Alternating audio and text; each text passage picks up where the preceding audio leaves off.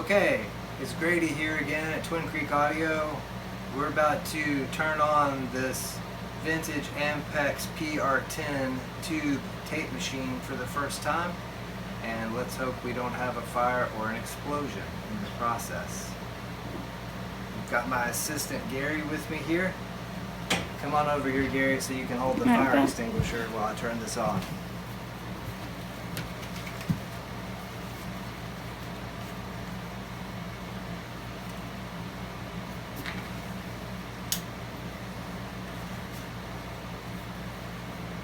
Okay.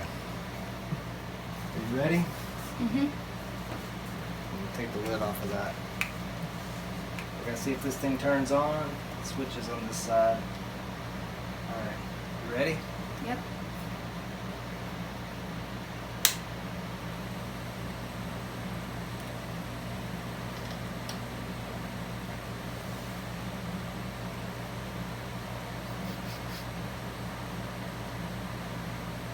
Motor's running. That's good. Looks good, right? Yeah. I guess we're okay. Nice.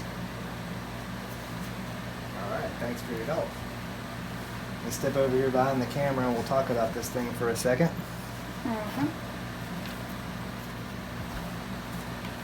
Okay, so this is the Ampex PR-10 tube tape machine.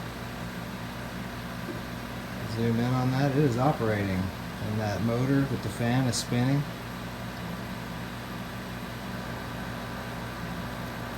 I took this out of the case, which is right over there against the wall. You can see that sitting there. That's the case that it came out of. And I took it out to test it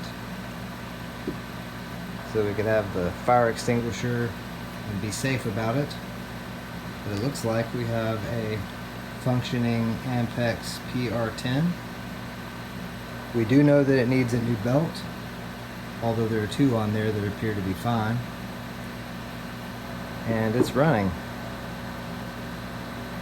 Hang on just a second, we'll take a closer look.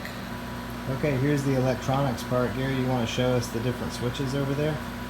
Sure. Let's get this tripod out the way. Okay.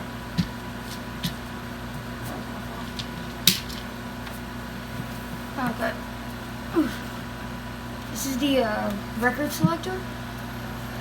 There's an option for, I believe that's, yeah, safe. Safe. A and safe B, or A and B. This is the output selector for record. And reproduce. Oh yeah, that is safe for this. I can't see it. Oof. Let me see it. And then we have that next option there is equalization, low speed or high speed equalization. And then we have the two channel meters and the record levels and two headphone outputs. Nice. Okay, let me go to the other side and engage some of the functions on the machine. Okay, here we are on the front side of the transport of the Ampex PR-10 tape machine. I'm going to flip this cover up here so we can see the heads. Because at the angle we are, we can't see the buttons very well. Okay, Gary, I'm going to film this. Why don't you go ahead and press the play button. Okay. And the reels are spinning. Okay, go ahead and press stop. Now try rewind. And the left reel is spinning. The supply reel is what they call that on one of these. Okay, go ahead and press stop. Now do fast forward. Yes, it should spin the opposite reel, and that's working. Okay, go ahead and press stop again. Now press play and record at the same time. There we go. You can see that the pinch roller here is snapping against the capstan, which that's not moving because that's the part that needs a new belt. And there's the tape tension arm. And it's sitting on this table so that the motor is actually running.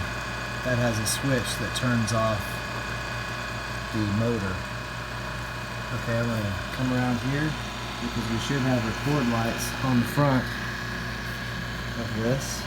We do. And they are on. Alright, that's great. Well, we hope you enjoyed the first video of us turning on this machine for the first time. Check back with us. I've got a new belt and a service manual ordered for this. So next time we will try to do some repairs and see if we can actually make this machine function. Go ahead and go over there and hit stop again.